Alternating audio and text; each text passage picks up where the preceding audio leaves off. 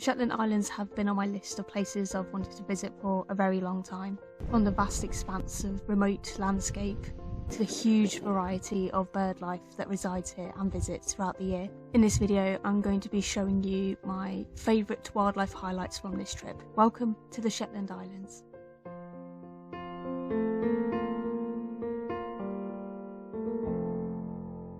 Our journey to Shetland began with a long drive up to Aberdeen, where we boarded the overnight ferry that would take us across the North Sea. It was our first time being on an overnight ferry and experienced relatively calm conditions as we enjoyed a meal in the restaurant and had our own cabin to sleep in. Including a short stop at Orkney, the ferry crossing took around 14 hours, taking us over 200 miles north from mainland Scotland. The next morning we arrived in Lerwick Harbour in bright and calm conditions, and once we disembarked from the ferry we took a walk around the harbour town before heading to our accommodation on the west side of mainland Shetland. So we've not long settled in at our place that we're staying in. It's a lovely little barn conversion and it looks out onto the bow across from us with a beach that we can get down to from where we're staying. And I'm already blown away by just the openness of Shetland, the many hills, and also the rapid changes in weather. One minute it is blazing sunshine, the next there's a looming rain cloud coming over. I can't really believe that I'm here. It's been something that's been on my mind for quite some time, and I guess it's a shout out to my husband. He's the one that surprised me with this trip, and yeah, it's come around so fast, but we're finally here, and already I've marked off so many birds arriving here. One of the surprises for me was when we arrived at Lerwick Harbour and we walked over to a place called the Nab. Oh my gosh, I was blown away. I did not expect to see the staggering cliff edges going down to the ocean, and also the fact that there was a few breeding fulmar nests. And because we'd not long got off the ferry, I didn't have my camera on me, so I'm definitely going to return there within the next few days.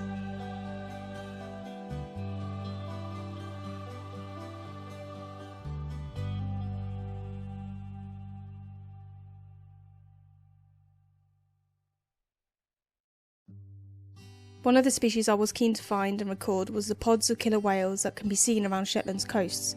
We spent many hours travelling the coastline and stopped at viewpoints to hopefully catch the sight of large black dorsal fins against the horizon. But unfortunately, we didn't see any ourselves, nor did we hear anything from the Orcas sightings group on Facebook, which we kept an eye on before heading to Shetland. But we still did see some marine life. It's a seal. Yeah, it just popped his head up sort of 50 metres out from the edge of the rocks. Yes. We also experienced a few days of poor visibility where thick sea fog would drape across the roads, making searching for orca even more difficult. Well, we planned to come and look for orca today, but the weather has other plans. It's really quiet though, so if we did hear anything on the water, we had no trouble hearing it. A Shetland weather for you. Despite not seeing orcas on our first visit to Shetland, I was still amazed by this entirely new landscape and made the most of exploring the various coastlines on the mainland, as well as meeting some of the locals.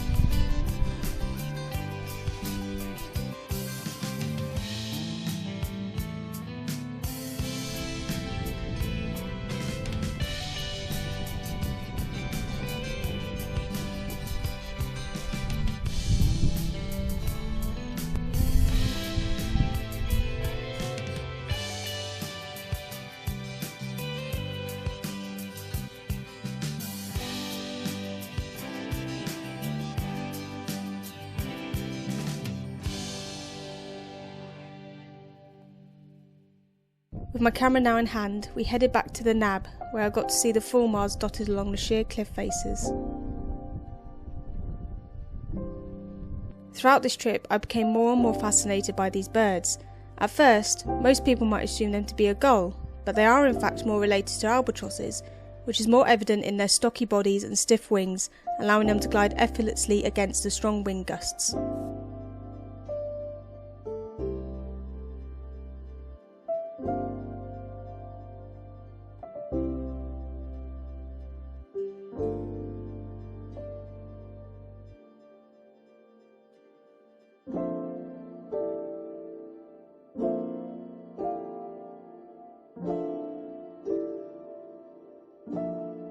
Their appearance is also a bit unique in that they have a characteristic nasal passage called nericorns, which is also featured on other tube-nosed seabirds such as petrels and shearwaters. Within their nericorns is a salt gland that helps to desalinate their bodies from the high amount of seawater that they ingest, which comes from them diving up to 4 meters to feed on food such as zooplankton and small fish.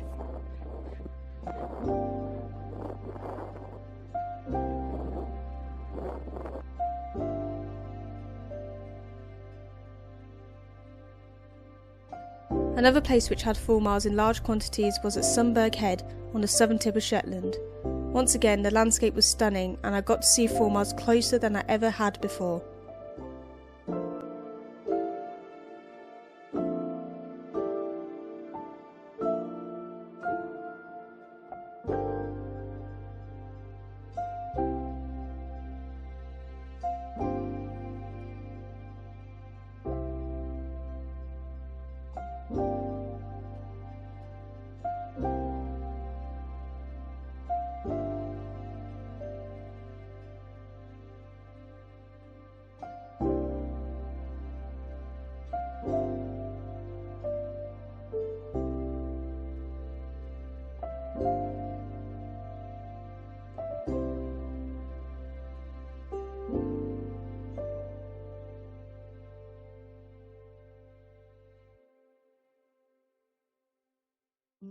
Of course, they weren't the only seabirds on the cliffs, as we also saw one of the most recognisable seabirds in the British Isles,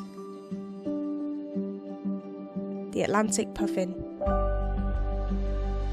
These parrots of the sea mate with the same partner for life, and both the male and female will return to the same nest every year during the breeding months, where they lay their one egg and hopefully go on to raise their puffling.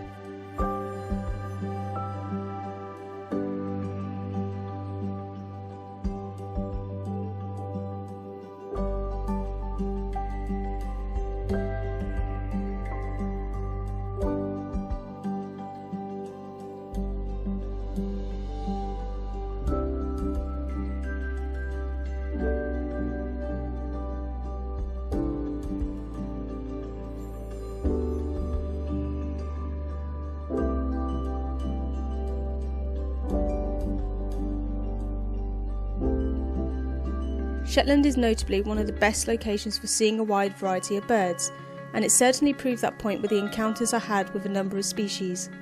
There were many wading birds feeding on the white sand beaches, with my favourite encounters being with the ringed plover, where one individual was washing itself in a freshwater stream leading out into the ocean.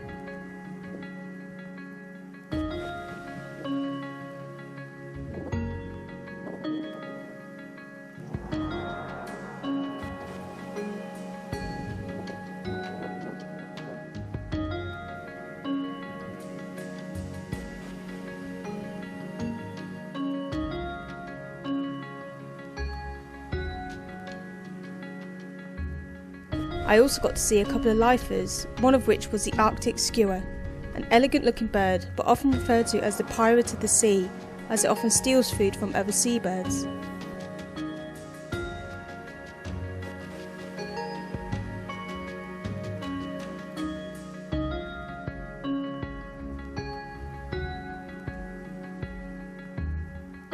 Another species I was excited to see and record for the first time was the eider duck.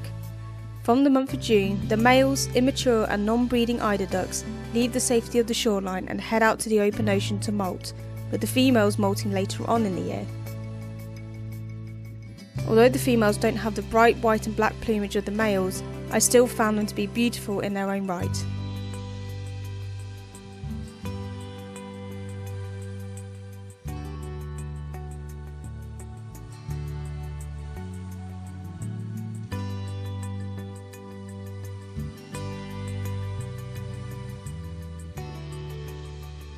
And it wasn't just the female eider ducks that I found.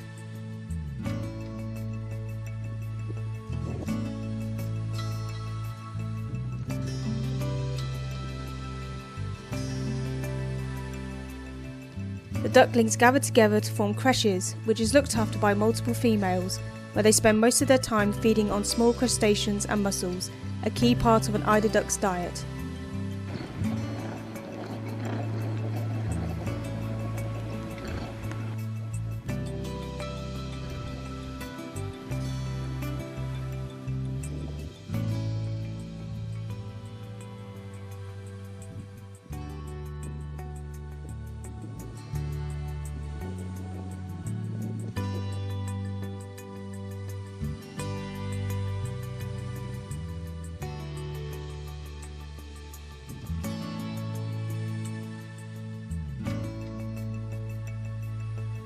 Once they had their fill, the females and the ducklings headed to shore to preen their feathers and settle down to sleep on the rocky shoreline.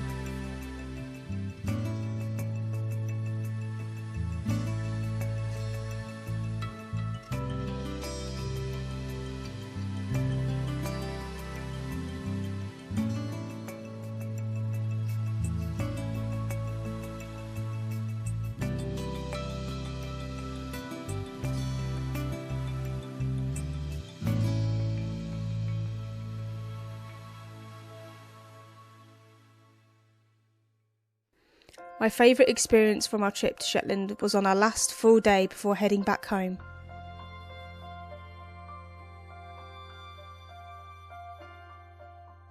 So we're actually heading out on a boat trip this afternoon. It's going to take us round to Noss, which is an amazing gannet colony, as well as other seabirds.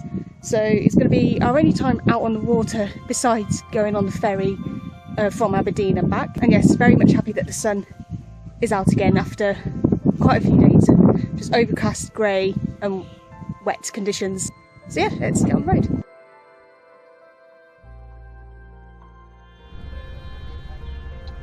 As we approached the cliffs of Noss, I was absolutely astounded by what we witnessed.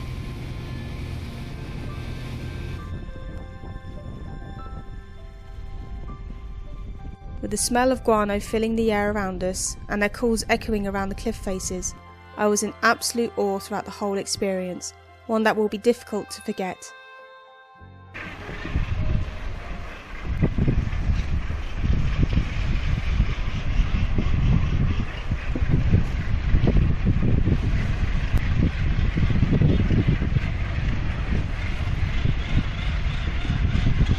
At the peak of the breeding season, there are around 22,000 northern gannets that take up almost every ridge on the cliff faces.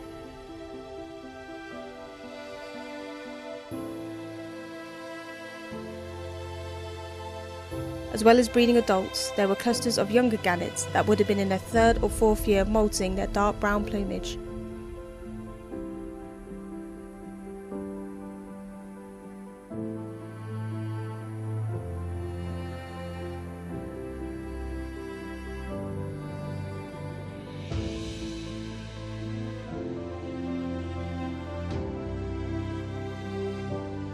And then there was the moment where we got to see them dive right next to the boat. Reaching speeds of just over 60 miles an hour, their impact is cushioned by the air sacs in their face and chest, as well as having their nostrils located inside their mouths instead of externally.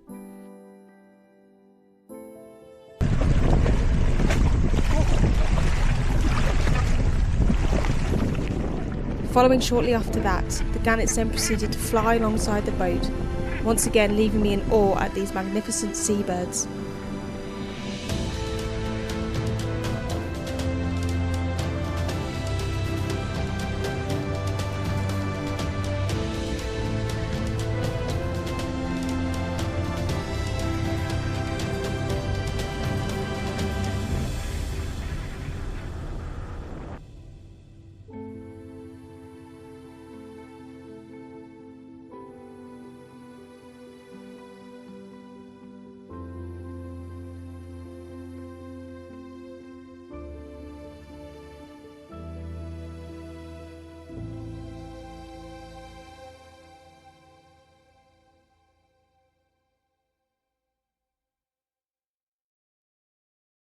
I just couldn't get over the amount of seabirds on the cliffs and flying alongside the boat.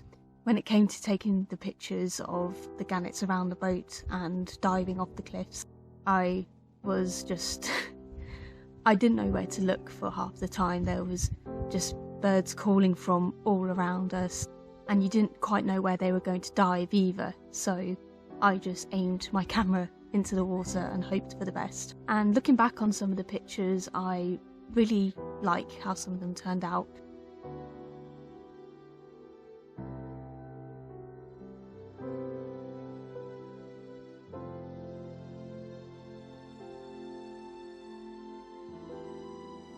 But also on this trip we saw something truly heartbreaking. If you don't want to see the next couple of images, feel free to look away now. We were basically shown a adult gannet hanging from one of the nests that had like green fishing netting all over it, and it had obviously perished. It got caught, it couldn't fly anywhere, and it would have just most likely starved and died as we saw it. And amongst all the beauty and the sounds of the gannets calling overhead, it was a really somber moment, but I felt it was important to capture it to show that we are still having a major impact on not just marine life but wildlife in general, and it also highlights the need to better protect our oceans and our marine life. I came away from the Shetland Islands with so many wonderful wildlife memories, but it was seeing the life and death of the gannets that will truly have a permanent place in my heart, and I will be sure to return to see them again. Thank you all for watching, and I will see you again soon.